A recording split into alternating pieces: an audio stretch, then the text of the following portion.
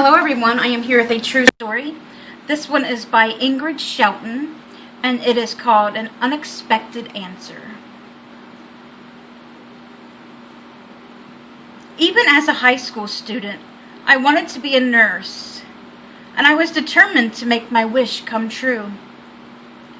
So during my senior year, I sent my application for admissions to Regina General Hospital School of Nursing.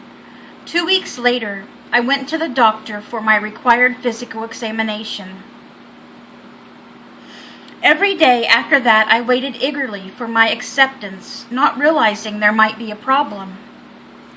While I was contemplating life as a nurse on a Tuesday afternoon, the shrill ring of the hallway telephone interrupted my dream. When I rushed to answer it, the voice of the director of admissions at the School of Nursing sent my heart into a spin. "Miss Smith," he said, coming right to the point, "we cannot accept you into our nursing program. Your health is far too precarious." I gasped for breath as his words slowly sank into my mind. I barely heard his explanation and only gave some rote response. The unexpected results sent me reeling to my room. I knew I'd had some serious health problems in the past, including TB, but after a lengthy treatment, I had been told I was well. I had decided as a young teen to become a nurse primarily because I had spent time in various hospitals as a patient. I could identify with patients, especially children. I could feel their pain, their insecurity, and their loneliness. The thought that I could not physically perform the role had never occurred to me. I'd always felt I could do anything I set my mind to. Even my high school teachers realized my poor health had not stopped me from achieving my goals. "They can't do this to me," my mind screamed as I flung myself onto my bed, tears blinding me. "How dare they stop me from becoming a nurse? Why do they get to decide what I should do with my life? What will I do?" I sobbed into my pillow. Reaching for a tissue on the night table, I bumped into my little radio.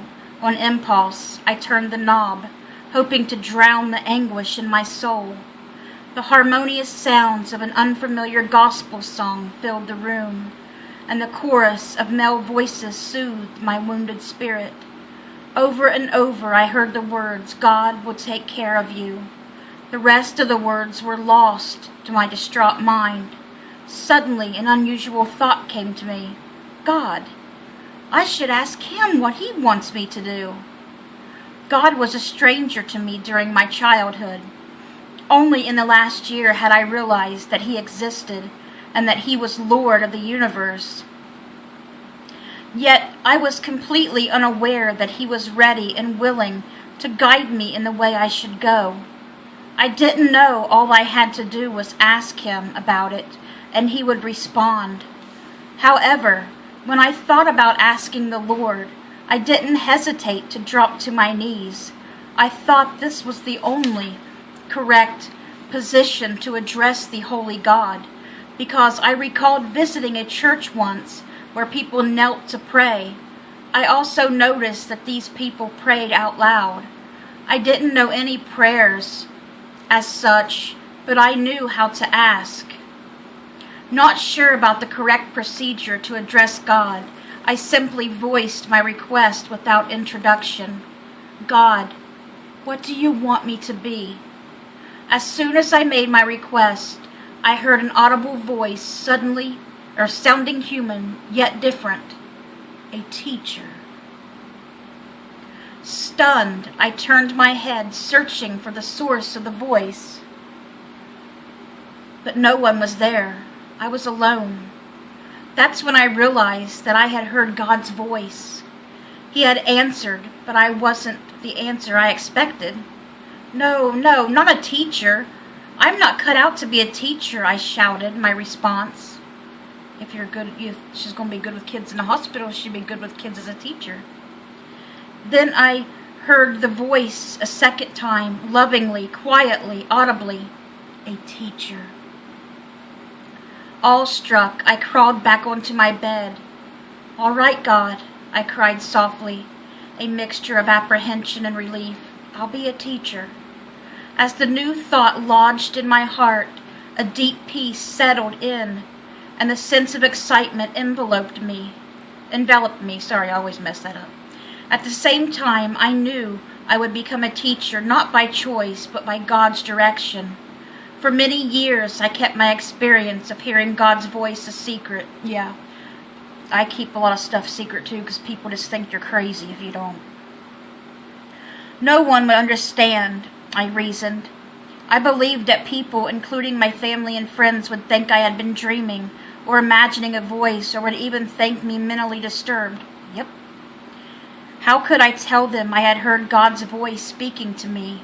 I had never known anyone who had claimed to hear God's voice, and I was completely unaware that God had spoken to individuals in the Bible in surprising ways. Even though I still felt inadequate and lacked confidence to prepare for such a noble profession, I enrolled in the teacher training college at the University of British Columbia. I did not really look forward to teaching, and during the first year I often thought of changing my major, but the voice of God I had heard kept me going. When I finally began to teach, I discovered that I really enjoyed teaching. My confidence grew by leaps and bounds, and I felt right at home in the classroom. I knew this was what I was meant to do in life. After teaching for 35 years, I retired, but I still tutor students. God sends my way. I would rather teach them than do anything else in life.